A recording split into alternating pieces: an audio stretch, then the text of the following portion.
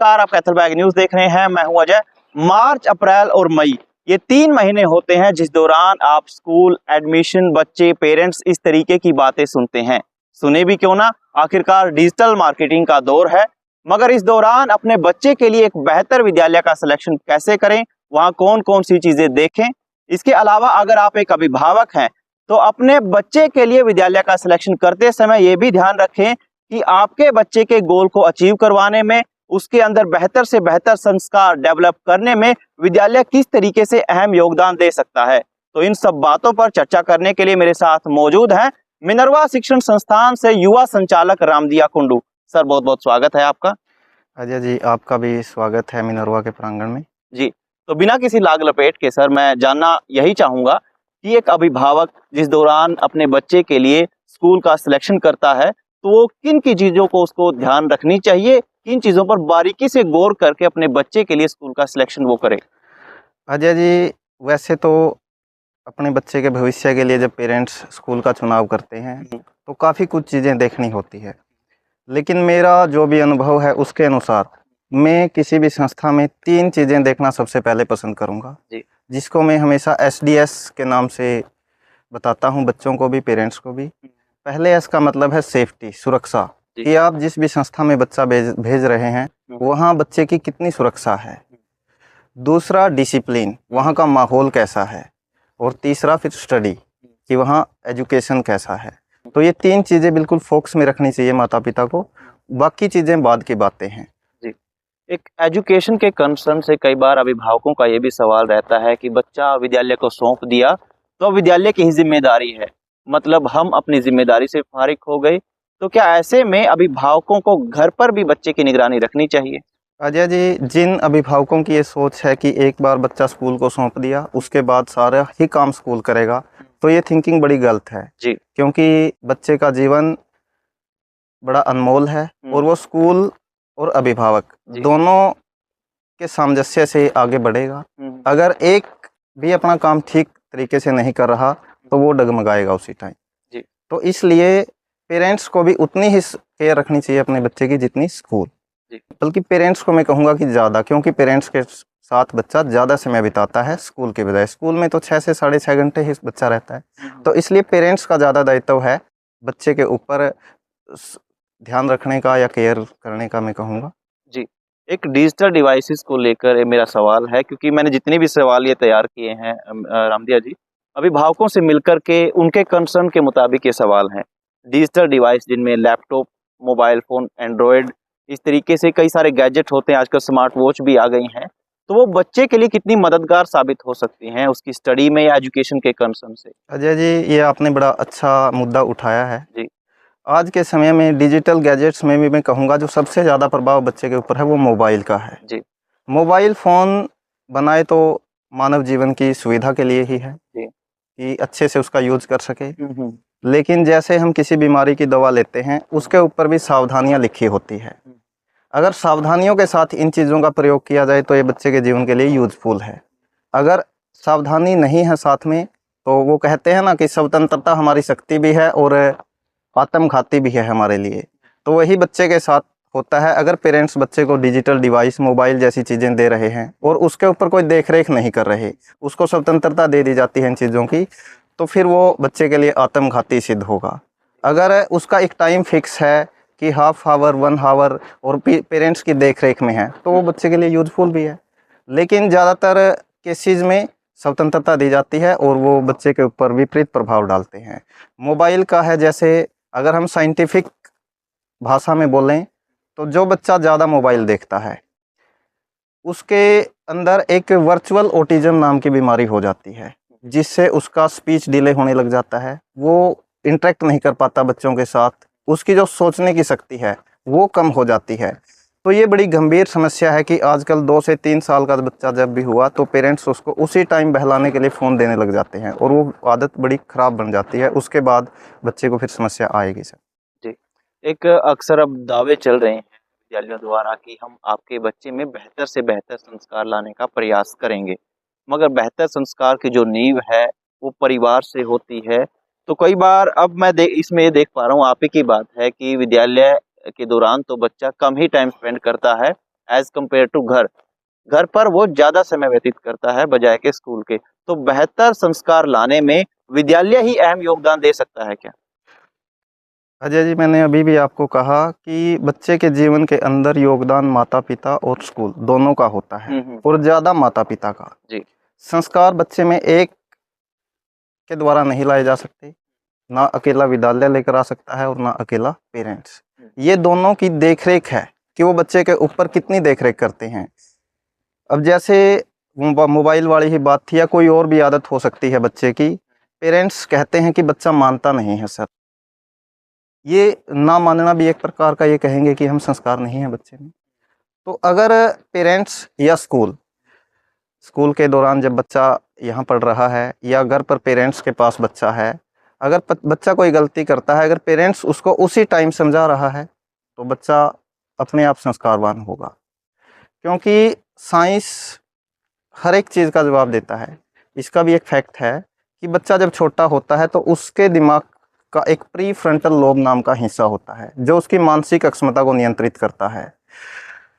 जब बच्चा बढ़ रहा है तो हर रोज प्री फ्रंटल लोब भी विकसित हो रहा है, और बच्चा सही और गलत में अंतर नहीं कर पाता। जब बच्चा सही और गलत में अंतर नहीं कर पाता, तो उस समय पेरेंट्स की, या उसको जो टीचर पढ़ा रहा है, स्कूल कहेंगे हम, तो उसकी जिम्मेवारी बन जाती है कि मजबूत तरीके से बच्चे को सही और गलत के बीच अंतर बताएं। अगर एक ने भी अपना काम सही समय पे नहीं किया तो बच्चा संस्कारवान नहीं बनेगा। तो मैं मानता हूं कि इसमें दोनों का योगदान है, अकेला स्कूल कुछ नहीं करता। दावे बहुत करते हैं, लेकिन ऐसा संभव ही नहीं है कि अकेला स्कूल किसी बच्चे को संस्कारवान बना दे। एक स्किल बेस्ड एजुकेशन की थीम चली हुई है काफी सारे विद्यालयों में, मगर ये स्किल बेस्ड एजुकेशन, जिसको हिंदी में बोलते हैं कौशल आधारित शिक्षा, क्या ये गांव के स्कूल में कामयाब है? अजय जी, क्यों नहीं है। अगर हम टैलेंट की बात करें तो गांव के अंदर टैलेंट भरा हुआ है, और स्किल बेस्ड एजुकेशन के ऊपर फोकस आने वाले समय में स्किल बेस्ड एजुकेशन की तरफ ही पूरा एजुकेशन सिस्टम जा रहा है। अगर मैं हमारे मिनर्वा विद्यालय की ही बात करूं, अभी हमारा नेक्स्ट प्लान क्या है, MIT मल्टीपल इंटेलिजेंस थ्योरी। जो बच्चे का पैशन है हम उसी के अंदर फोकस करेंगे। मल्टीपल इंटेलिजेंस थ्योरी बहुत वाइड एरिया है इसका। मैं ये नहीं कहता कि एकदम लागू हो जाएगा ये कहीं भी। धीरे धीरे हम जिस बच्चे में जिस प्रकार का टैलेंट है उसी प्रकार की शिक्षा उसको देने की कोशिश करेंगे। ये जो स्कूल में +2 तक की स्कूलिंग होती है, शिक्षा लेता है बच्चा, ये बेसिक शिक्षा है हर विषय की। लेकिन इसके साथ साथ जिस बच्चे में जैसा टैलेंट है उस टैलेंट को हम निखारेंगे। कोशिश है कि हम इस टाइप से बच्चों को आगे पढ़ाएं या शिक्षा दें। समाज बदल रहा है मास्टर जी, और कई तरीके की इसमें वृत्ति भी आ गई है। जिस तरीके से नॉन अटेंडिंग का एक कल्चर चला है कि बच्चा का एडमिशन उसका विद्यालय में करवा दिया, मगर वो नीट जेई की तैयारी बाहर से कर रहा है, बाहर के शिक्षण संस्थानों से कर रहा है। तो ये जो नॉन अटेंडिंग का कल्चर है, इसका बच्चे पर कितना कुछ इम्पैक्ट पड़ता है? अजय जी, इसको आप इन चीज़ों को हमें बारीकी से समझना पड़ेगा। ये कल्चर आया क्यों है, क्या कारण रहे, खासकर ग्रामीण क्षेत्र में। शहरी क्षेत्रों में अलग कारण है इसके, और ग्रामीण क्षेत्रों में अलग। शहरी क्षेत्रों में तो जो टॉप बच्चा है उनके माता पिता को नॉलेज है, तो वो सोचते हैं कि इसको एक्स्ट्रा बूस्ट दी जाए, इसलिए कोचिंग सेंटर में डाल दिया जाए। लेकिन मैं आपसे पूछता हूँ, क्या स्वस्थ शरीर को एंटीबायोटिक देने का फायदा होगा? जब आपका बच्चा टॉप चल रहा है तो आपको कोचिंग सेंटर की क्या जरूरत है? ग्रामीण क्षेत्र में ये समस्याएं क्यों आई है? क्योंकि ग्रामीण क्षेत्र में कुछ संस्थान ऐसे आ गए बीच के समय में जो फैकल्टी नहीं दे पाए बच्चों को, नॉन मेडिकल की। फिर उन्होंने बच्चों को सलाह देना शुरू कर दिया कि आप नॉन अटेंडिंग एडमिशन ले लीजिए कोचिंग के अंदर, और आपका वहाँ सिलेक्शन हो जाएगा, और वो फैकल्टी देने से बच गए।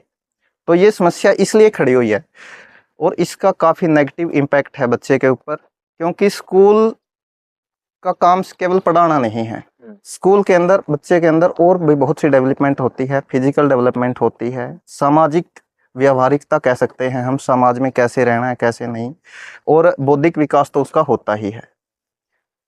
जैसे अजय जी, स्कूल की छुट्टी 2 से 3 बजे के आसपास छुट्टी हो जाती है। उसके बाद बच्चे के पास टाइम है, वो बड़े बुजुर्गों में भी बैठेगा और लोगों से भी इंटरेक्ट करेगा।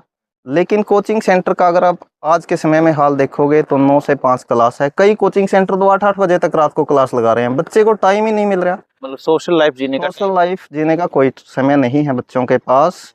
और बच्चे का जितना भी विकास होना है, चाहे वो शारीरिक हो, बौद्धिक हो, मानसिक हो, या फिर मैं कहूँ कि सामाजिक व्यवहारिकता हो, वो टीन एज में होती है। 9वीं 10वीं 11वीं 12वीं या फिर बीए के एक बैचलर एजुकेशन के 1-2 साल में कह सकता हूँ।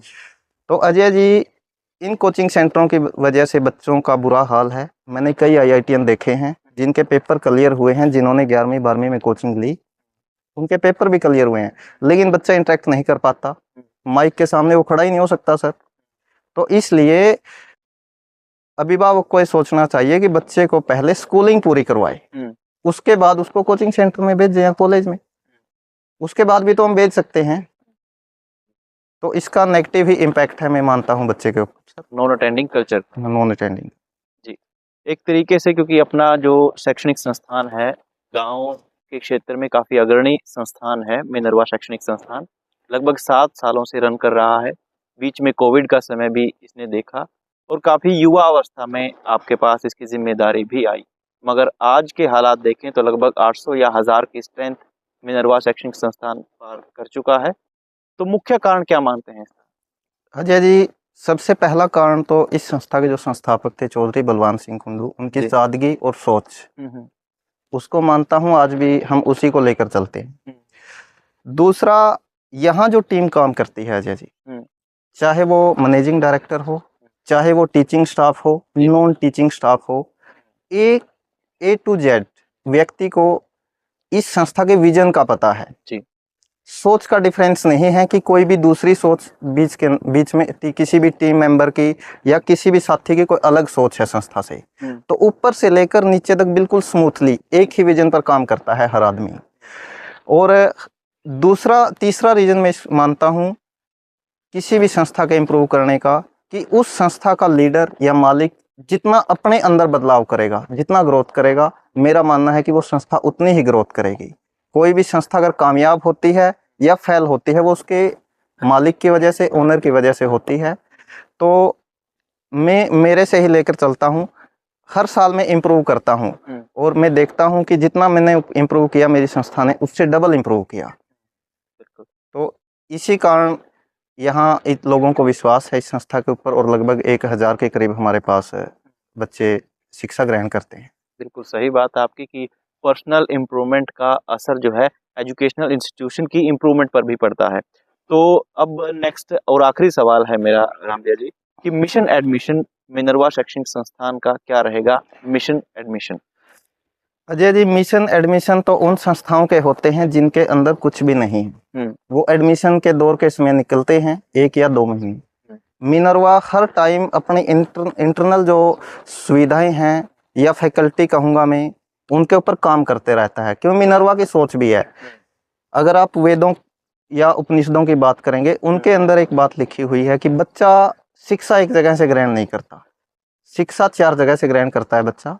एक तो गुरु से, गुरु मीन्स फैकल्टी, यहाँ फैकल्टी पर विशेष ध्यान है कि teacher non medical, medical, art, commerce, हर स्ट्रीम के टीचर हैं हमारे पास। दूसरा, बच्चा स्वयं से शिक्षा ग्रहण करता है। यहाँ बच्चे को इस तरह से तैयार किया जाता है कि वो क्रैमिंग वाली एजुकेशन नहीं है सर, रोट लर्निंग, रट्टाफिकेशन वाली, कि बच्चे को टेबल कितनी आती है। बच्चा यहाँ वे ऑफ थिंकिंग, नजरिया बेस्ड एजुकेशन है कि बच्चे का नजरिया तैयार किया जाता है ताकि वो खुद से भी एजुकेशन ले सके। तीसरा, वो सहपाठियों से शिक्षा ग्रहण करता है। सहपाठी मीन्स माहौल कैसा है स्कूल का। अगर आप गली में खड़े किसी बच्चे को देखोगे तो आप दूर से पहचान जाओगे कि ये मिनर्वियन है। उसका चेहरे का हाव भाव, तेज, उसकी ड्रेसिंग सेंस, उसके बोलने का लहजा। और चौथा, समय सिखाता है बच्चे को। तो समय के लिए तैयार हम बच्चे को करते हैं कि कोई विपरीत समय आए तो उस टाइम कैसा डिसीजन लेना है। तो इन चीज़ों पे हम काम करते रहते हैं और आगे भी करते रहेंगे।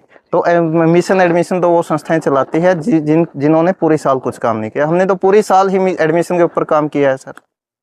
तो आज आप देखो 1000 के करीब 7वीं, जिसमें 2 साल में कहूँगा कि कोविड के भी थे, 5 साल में ही अगर ओवरऑल निकाले हम तो 1000 के करीब बच्चे यहाँ शिक्षा ले रहे हैं और आगे भी हमें उम्मीद है कि कम से कम 200 प्लस बच्चे इस सेशन संस्था से जुड़ेंगे, क्योंकि आसपास का मैसेज पता ही चल जाता है। पेरेंट्स के फ़ोन भी आते हैं अभिभावकों के हमारे पास कि बड़ा अच्छा रुझान है सर।